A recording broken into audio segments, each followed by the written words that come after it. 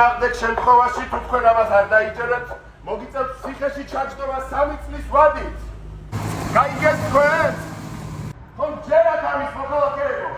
ხომ არის ქართული ოცნება ლეგიტიმური? რას ვიქნებ ქალბატონო, არის ქართული ოცნება ლეგიტიმური? ხდება, განსხვავებით ლეგიტიმურია.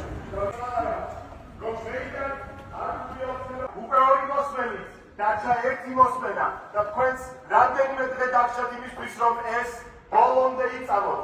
წინააღმდეგ შემთხვევაში დაიგისრებათ ჯარიმა ან პატიმრობავადით 3 წლამდე.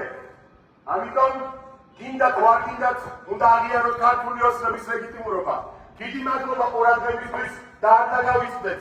ძილის წინ გაიხსენეთ, დილას გაიხსენეთ, რომ ქართული ოცნება